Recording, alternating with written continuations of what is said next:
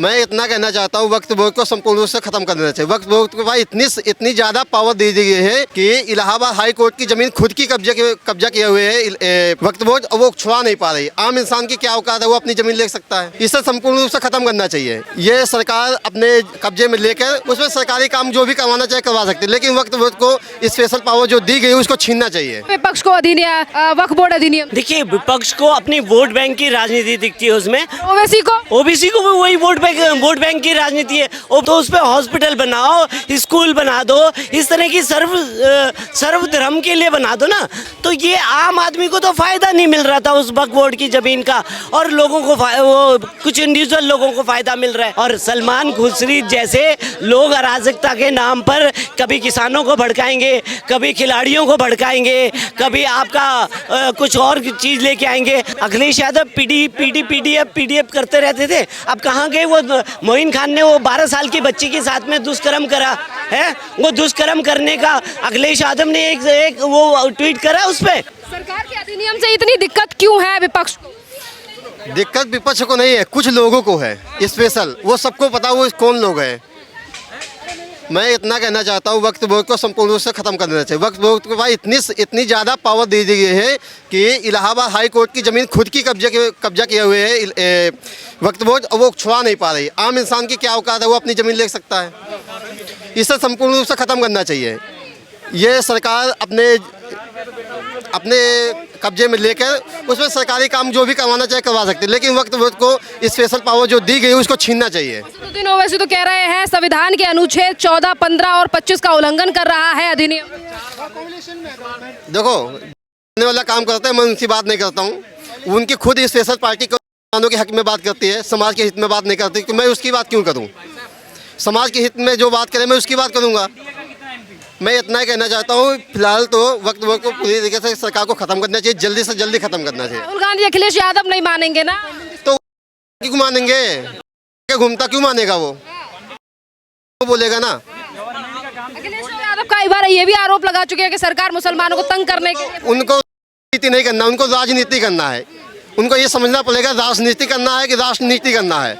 हम लोग राष्ट्रनीति के लिए बात करते हैं, वो राजनीति करने के लिए बात करते हैं। उन्हें अपना हित चाहिए केवल। क्यों दिक्कत है विपक्ष को वक्फ बोर्ड अधिनियम? देखिए विपक्ष को अपनी वोट बैंक की राजनीति दिखती है उसमें। ओबीसी को भी वही वोट बैंक की राजनीति है। ओबीसी करते क्या है? यही तो करते ना, वो चाहते हैं को अपनाना, उनको अपनाने नहीं चाहते। अब बताइए ये कैसे होगा ये? और वक्फ बोर्ड तो बिल्कुल खत्म हो जाना चाहिए। तो सबके लिए होना चाहिए ना, सबके लिए दे रहा है, खाली एक के लिए दे रहा है क्या?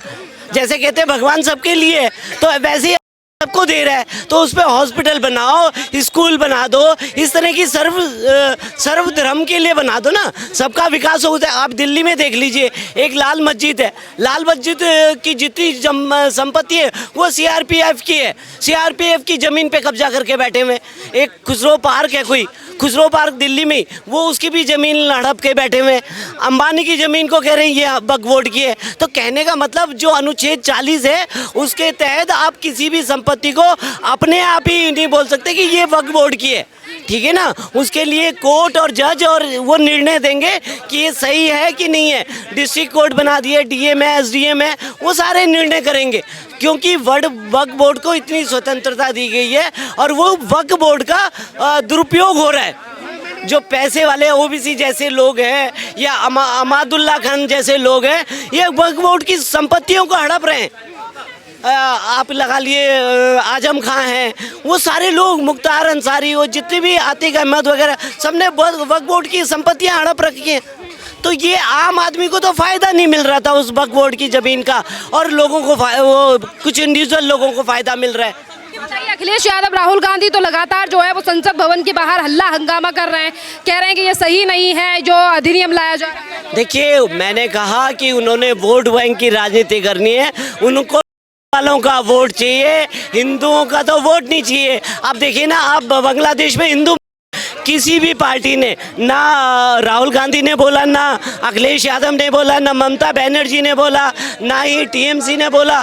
कोई भी पार्टी ऐसी है, केजरीवाल की पार्टी ले लो या कोई भी पार्टी हो, किसी भी पार्टी ने बोला कि हिंदुओं पे आक्रमण हो रहा है, ये नहीं होना चाहिए? किसी ने एक ट्वीट तक करा? नहीं करा। कहने का मतलब क्या है, वो खाली वोट बैंक के लिए हिंदुओं को इस्तेमाल करते हैं और कुछ नहीं। हिंदुओं को भी जागना चाहिए और सोए हुए हिंदुओं को, ये दोगले हिंदुओं को जागना चाहिए। जो दोगला टोकरा लेके घूम रहे हैं ना, उन्हें सोचना चाहिए कि कहाँ ले जा रहे हैं हम इस देश को।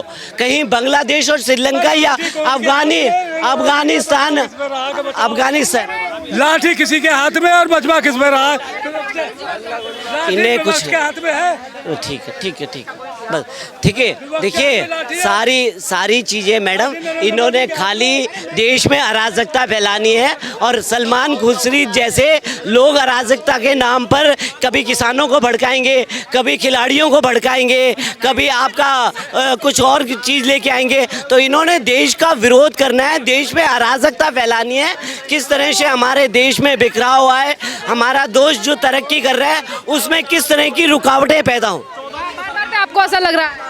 क्या चीज? नहीं लगता कि अखिलेश यादव जिस तरीके से पहले सवाल उठा रहे थे कि मुस्लिम जो है उनको तंग किया जा रहा है, अब असदुद्दीन ओवैसी कह रहे हैं कि जो है वो दोनों पक्षों में दरार डालने का काम कर रहा है सरकार।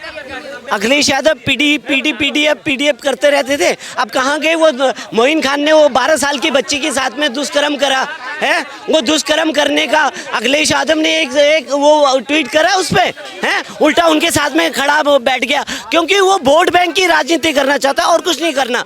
उन्हें देश जाए भाड़ में, इन्हें खाली वोट बैंक की राजनीति सेकनी है, रोटियां सेकनी है और वहाँ संसद में बैठ जाना है बस।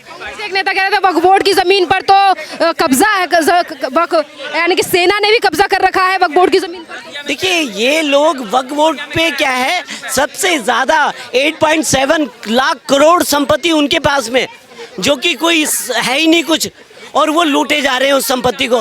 तो इस तरह के लोगों से हमें बचना पड़ेगा, देश के लोगों को बचना पड़ेगा। ये अराजकता फैलाने वाले लोग हैं और इस देश को भी ये बांग्लादेश और श्रीलंका और अफगानिस्तान जैसा हाल कर देंगे हमारे देश का भी। तो हिंदुओं को जागना चाहिए। बहुत बहुत धन्यवाद। मौलाना जी, आपको पता है वक्फ बोर्ड की जो ज़मीन, वक्फ बोर्ड जो है आप जानते होंगे, उसको लेकर सरकार जो है वो अभी एक अधिनियम लेकर आई है, कुछ बदलाव जो है वो करने जा रही है वक्फ बोर्ड में। क्या कहेंगे आप? देखिए, वक्फ बोर्ड के बारे में जो है, इसके लिए जो सरकार कर रही है और जो जगह वक्फ बोर्ड की है, नहीं, वक्फ बोर्ड की जगह नहीं चुनी जा रही। उन्होंने कहा कुछ नियम कानून जो है वो बनाए जाएंगे कि वक्फ बोर्ड के पास जो जमीन है वो दस्तावेज दे रहे होंगे, वो बना रहे होंगे, और इसी के साथ उन्होंने कहा है कि महिलाओं की भागीदारी जो है वो वक्फ बोर्ड में बढ़ाई जाएगी। उसमें तो क्या है, फायदा ही है ये फ़ायदा तो है, लेकिन जितनी छूट मिलना चाहिए उतनी छूट नहीं मिल रही उसमें। तो अभी तक तो छूट है ना मौलाना जी? है, लेकिन थोड़ी ज़रा बंदिश ही है। बंदिश मतलब आपको क्या नज़र आ रहा है? बंदिश क्या है? थोड़े कायदे ज़रा मजबूत उन्होंने जो ये किए हैं कानून के भी, जो ज़्यादा करके बहुत सारी उसमें मुसलमान को जो है ज़्यादा करके सामने लाने की कोशिश कर रहे हैं। मतलब क्या सामने लाने की कोशिश? उसमें प्रेशर ला रहे हैं, मतलब अधिनियम जो है वो प्रेशर ला रहा है। बोलो सर, आपको लग रहा है प्रेशर डाल रही है सरकार?